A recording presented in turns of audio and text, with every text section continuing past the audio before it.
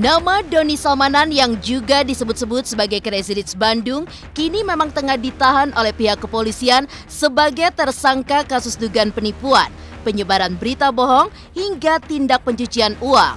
Setelah beberapa hari ditahan, kemarin Doni Salmanan pun akhirnya tampil di hadapan publik. Doni dihadirkan oleh polisi di halaman Bareskrim Polri memakai baju tahanan berwarna oranye.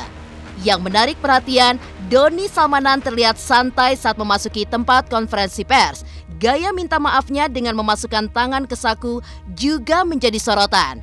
Lantas seperti apa tanggapan pakar ekspresi terkait gaya minta maaf Doni Salmanan tersebut?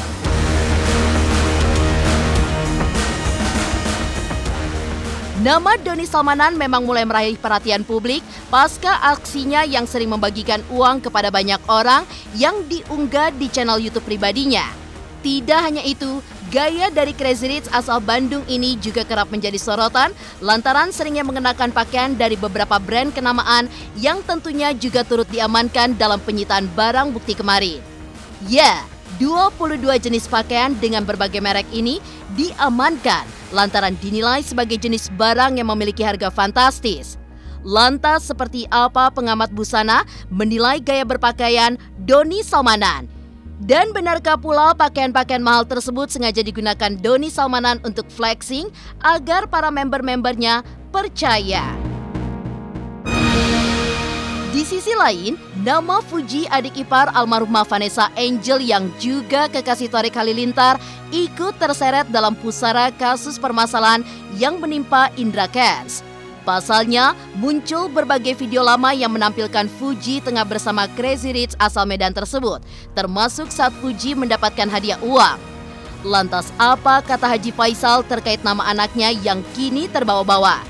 Dan benarkah pihak Fuji siap mengembalikan uang jika terbukti uang tersebut sebagai barang bukti dalam aksi yang dilakukan oleh Indra Kents?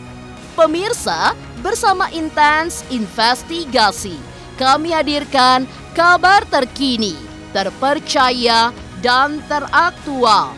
Tetapi sebelumnya, jangan lupa untuk like, subscribe, dan juga share channel YouTube ini.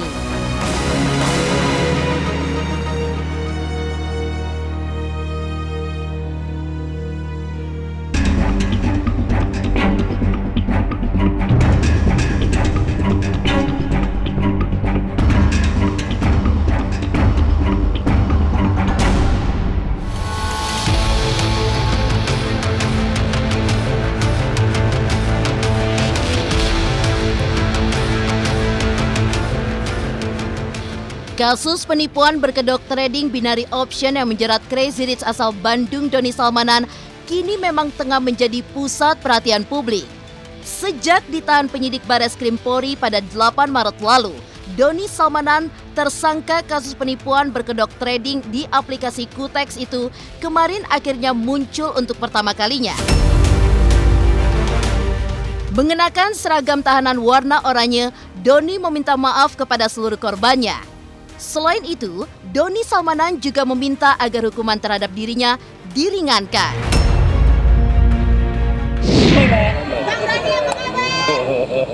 Sebesar 64 miliar rupiah yang berkaitan dengan tersangka DS. Saya ingin meminta maaf kepada seluruh masyarakat Indonesia yang sudah mengenal dunia trading, baik binary option atau forex, kripto, dan lain sebagainya. Besar harapan saya masyarakat Indonesia bisa memaafkan semua kesalahan saya. Kemudian yang kedua, saya ingin juga memohon doanya kepada teman-teman semuanya di seluruh masyarakat Indonesia ini agar sanksi terhadap saya bisa diringankan. Kemudian juga untuk masyarakat Indonesia untuk berhati-hati.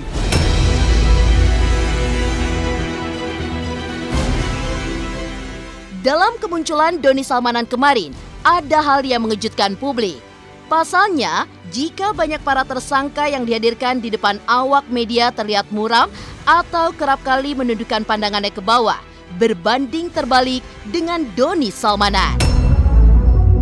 Ya, pria 23 tahun ini terlihat santai dan beberapa kali memasukkan dua tangannya di kantong celananya.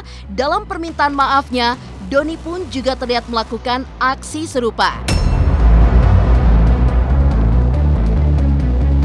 Lantas apa kata ahli ekspresi terkait sikap santai yang ditunjukkan Doni Salmanan? Benarkah pula hal ini dilakukan Doni Salmanan untuk mendapatkan simpati dari masyarakat untuk memberikan maaf kepadanya terkait kasus yang menjerat namanya? Bahasa umumnya katanya tenang gitu. Nah, tenangnya itu kan terlihat dari tidak banyaknya gesture, body movement, kemudian head movement itu nggak banyak. Namun ini kecenderungan adalah kemampuan seseorang untuk self control. Memang itu kekuatan yang bersangkutan ya, mengendalikan situasi dan mengendalikan emosi dirinya. Namun apakah benar-benar itu tenang kemudian tidak merasa cemas misalnya, tapi memasukkan tangan ke dalam kantong itu punya beberapa makna. Yang pertama adalah unsur defensif. Nah, defensif di sini adalah upaya mempertahankan diri. Secara umum, ini kalau siapapun ada di tempatnya sekarang, ya akan begitu sepertinya. Orang akan defensif, membela dirinya, mencari aman bagi dirinya. Itu yang pertama. Lalu yang kedua, masuk tangan ke dalam kantong ini ciri dari powerless. Nah, jadi kecenderungan untuk tidak punya power di situ. Jadi kalau selama ini dia bisa mempertontonkan dirinya sebagai sosok yang menonjol, hero misalnya ya. Nah, di posisi ini kebalikannya, justru dia tidak merasa berdaya. Perlu diketahui bahwa jari jemari ini menunjukkan seberapa besar orang aman dan nyaman memperlihatkan dirinya di publik. Nah, kalau ini disembunyikan mengartikan ya sebaliknya, kira-kira begitu. Karakter yang senang menyenangkan, nah dia angkat tangan ke atas ya. Ini kan sebuah cara untuk open, untuk memperlihatkan dirinya terbuka pada publik. Tapi kemudian dia akan katupkan kembali. Nah, ketika mengatupkan inilah unsur defensifnya muncul lagi. Jadi kalau kita lihat ada dua ciri perilaku yang memunculkan unsur defensif ya. Dan kalau kita lihat tangan yang terkatup itu bisa juga mengartikan neverness. Jadi ada perasaan cemas. Walaupun publik tidak melihat itu secara kasat mata, namun secara internal cemas itu dia rasakan dengan signifikan. Ada perasaan cemas. Justru cemas itu yang dia rasakan. Namun dia kan cukup terampil untuk mengelola perilakunya sehingga tadi saya katakan bisa dilihat oleh publik itu tidak apa-apa. Kalau saya ditanya apakah minta maafnya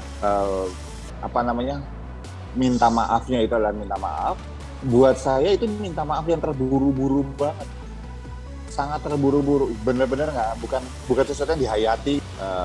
Saya begini, biar cepat selesai deh, gitu istilahnya gitu aja. Dia memasukkan tangan ke kantong celananya, itu cuma menandakan bahwa ada penanda stres yang muncul. Penanda stres ini muncul ketika seseorang dalam kondisi tertekan. Ini cuma menandakan bahwa dia memang benar-benar tertekan dalam kondisinya sekarang, gitu. Dan juga bisa jadi menandakan bahwa itu adalah shame gesture satu lagi, bahwa dia malu sehingga dia perlu untuk gesture namanya, gestur kayaknya bunyiin. Salah satunya adalah tangan sebagai penanda bukti model komunikasi. Kan orang ketika berkomunikasi tangannya gerak gitu ya untuk menampilkan gestur tangan. Nah, itu disembunyiin. Artinya apa? Dia sebenarnya nggak ingin berkomunikasi. Di sisi lain, gaya hidup Doni Salmanan memang kerap membuat orang-orang takjub, pasalnya di usia muda sudah mencapai kesuksesannya. Doni Salmanan bahkan kerap tampil dengan pakaian dari brand kenamaan yang memiliki harga fantastis. Lantas apa kata pengamat fashion terkait gaya berpakaian Doni Salmanan? Dan benarkah pula pakaian-pakaian mahal tersebut sengaja digunakan Doni Salmanan untuk flexing agar para member-membernya percaya? Pemirsa Intens Investigasi, jangan lupa untuk like, subscribe, dan juga share channel YouTube ini. Hai, saya Citra Kirana. Jangan lupa saksikan terus Intens Investigasi yang tayang 3 kali sehari, Senin sampai dengan Sabtu. Jangan lupa untuk like, share, dan juga subscribe.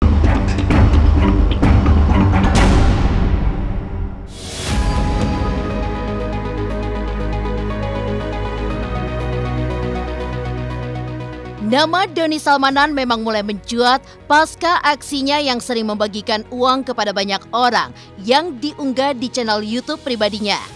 Para selebriti hingga YouTuber tanah air pun tidak lekat dari aksi tersebut. Bahkan tercatat beberapa selebriti tanah air pernah kecipratan uang fantastis dari Doni Salmanan. Tidak hanya itu, gaya dari Crazy Rich asal Bandung ini pun juga kerap menjadi sorotan. Pasalnya di usianya yang cukup muda, Doni Salmanan kerap menunjukkan gaya hedonnya dengan mengenakan beberapa pakaian dari beberapa brand kenamaan yang tentunya juga turut diamankan dalam penyitaan barang bukti kemarin. Ya, dalam penunjukan barang bukti kemarin, sebanyak 22 jenis pakaian mahal dengan berbagai merek dari brand ternama milik Doni Salmanan telah disita dan ditunjukkan di hadapan para awak media kemarin. 22 jenis pakaian tersebut diantaranya berupa baju, topi, hingga tas yang turut diamankan sebagai barang bukti, lantaran termasuk dalam barang kategori mahal.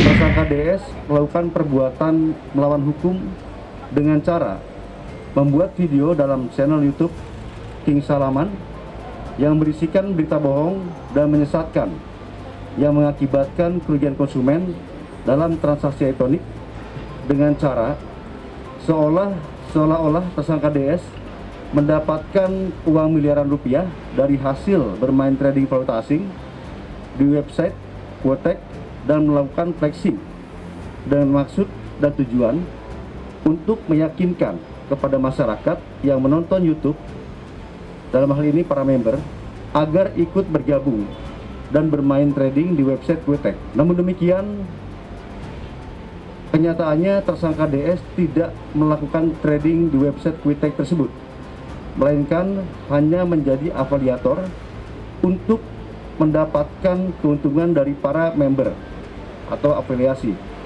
yang ikut bergabung bermain trading valuta asing di website Quotek. Perlu saya jelaskan di sini, website Quotek adalah aplikasi yang dirilis pada tahun 2019 yang bergerak dalam perdagangan mata uang asing. Website Quotek tersebut tidak terdaftar di Badan Pengawasan Perdagangan Berjangka Komoditi.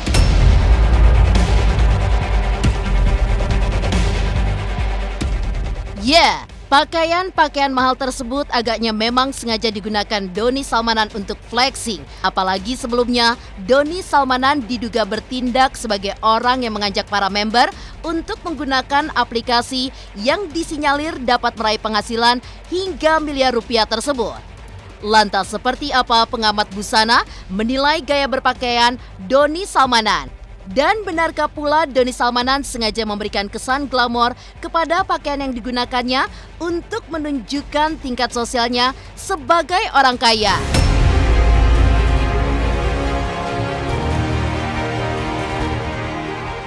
Baju dan sepatu aja itu bisa mencapai sekitar dari 6.000 sampai sekitar 8.000 US dollar. 900 itu barang yang paling aksesoris yang murah-murahan saja. Dari mulai 1.500 bisa gitu. Atau barangkali dia bisa, ya tergantung kalau misalnya original atau misalnya menjadi second, biasanya ada juga yang beli di antara last season itu biasanya ada diskon dan segala macam. Tapi kalau misalnya dia belinya original dan itu new arrival gitu, bisa harganya sekitar di antara 1.500 sampai 2.000. Kaos hitam ini kalau tidak salah harganya sekitar 800 atau 900. Sepatunya juga kira-kira sama harganya, kira-kira segitu. Jadi kalau ini diperlihatkan barangkali harga itu normal karena memang harga itu adalah harga standar. Ini harganya juga mungkin sama sekitar situ, tapi tasnya mungkin lebih. Tasnya itu bisa dari range-nya antara 2.000 sampai sekitar 4.000 US dollar. Tasnya doang. Ini paling sering dipegang nih, tasnya seperti ini itu berapa sih? Ini range-nya dari produk ini itu antara yang paling murah itu antara 1.500 sampai 4.000 sampai 4.000 ada, dan yang paling topnya kalau tas ini harganya sekitar 1.500 sampai 2.500. Bagaimana fashion itu bisa memberikan satu gambaran tentang dunia glamor dan segala macam. Memang gambaran itu sudah sejak awal memang yang digambarkan orang yang bisa berpakaian mewah, orang yang bisa berpakaian ganti-ganti, orang yang punya duit. Pada awalnya memang diperuntukkan orang kelas atas. Karena hanya kelas atas yang mampu membayar, mendanai, bahkan mengeluarkan atau spend money, jadi segala macamnya untuk kemewahan hidup mereka. Pakaian hanya sekedar pakaian, tetapi harusnya dia lebih valuable atau lebih berharga kalau ditambahkan dengan attitude dan manner. Kalau attitude dan mannernya belum ada, maka pakaian hanya sekedar makan. Kalau misalnya harga mahal karena mereka harus beli dengan bahan impor dengan kurs dolar, itu pasti mahal. Tetapi pada saat dipakai kalau nggak kelihatan mahal juga ada banyak. Selebritis kita juga banyak gitu yang mengenakan tapi tidak kelihatan mahal tampaknya karena apa? Dia lupa bahwa dia menambahkan yang namanya manner dan attitude yang pas, yang tepat buat harga bajunya. Kalau kita lost your manner and attitude, semuanya bakalan sirna.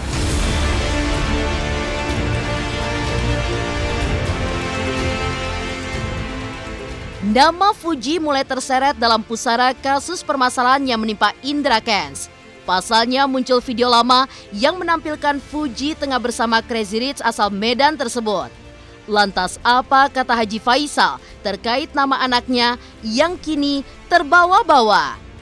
Pemirsa Intens Investigasi, jangan lupa untuk like, subscribe, dan juga share channel YouTube ini.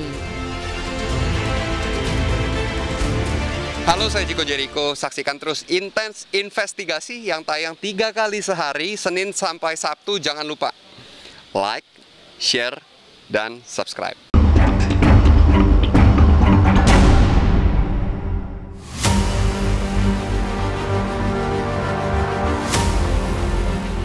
Setelah beberapa nama artis-artis ibu kota muncul dan terseret dalam pusara kasus permasalahan penipuan berkedok aplikasi yang diduga dilakukan oleh Indra Kents dan Doni Salmanan, nama Fujianti Utami Putri alias Fuji kini juga jadi sorotan.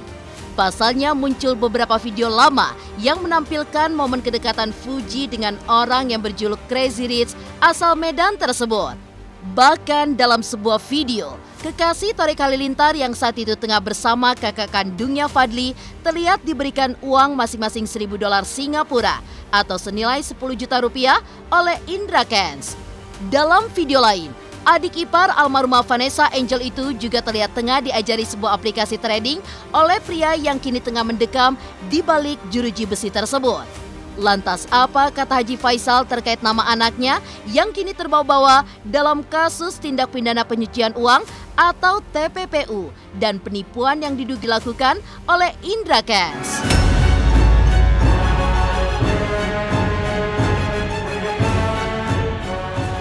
Enggak. Fuji hanya waktu itu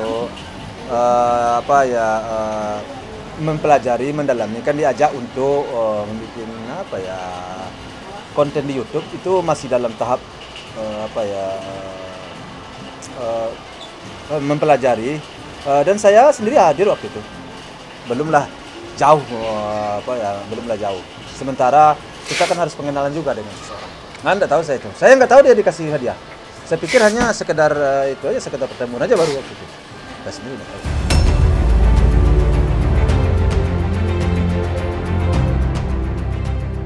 Di sisi lain, polisi memang tengah gencar melakukan tracing terkait aliran dana dari Indra Kents dan juga Doni Salmanan yang diduga mengalir ke beberapa orang.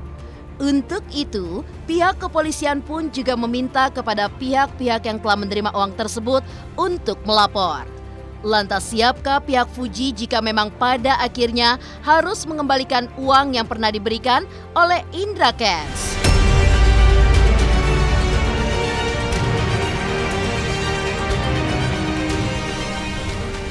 Selaku orang taat hukum, apapun yang menurut hukum membutuhkan kita akan hadir.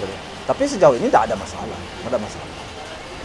Nah, kita nggak ada yang terlibat hal begini hal begitu, nggak ada. Insya Allah mudah-mudahan tidak. Jadi jangan dikhawatirkan itu.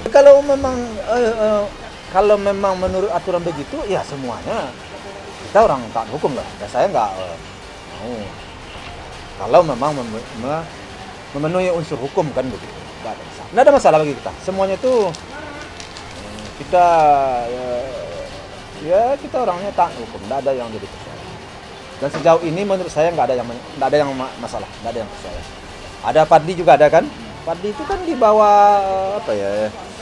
Di bawah suatu manajemen apa ya? Dia kan punya apa namanya? Istilahnya jadi bukanlah dia hanya hadir situ untuk melindungi adiknya. Nggak ada apa. Dia nggak ikut. Sebenarnya jauh-jauh hari saya semuanya itu selalu menyampaikan kepada anak-anak saya. Karena anak-anak saya kan orang masih muda-muda ya. Baru ikut ke dunia ini, barulah ini. Tentu untuk mempelajari lebih dalam memang tentu membutuhkan waktu. Jadi sejauh ini memang baru batas-batas diajak orang begini, diajak orang begitu. Tapi saya selaku orang tuanya tentu terhadap sesuatu itu tentu bertanya, mempelajari. Jadi memang belum ada yang begitu dia pahami apa ini apa itu, dia enggak. Dia hanya baru kadang diajak orang ikut.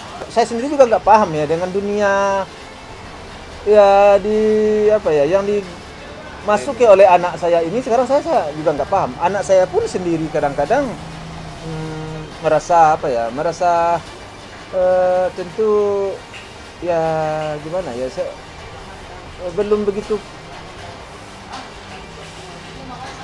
boleh dibilang masih dalam mempelajari lah ya.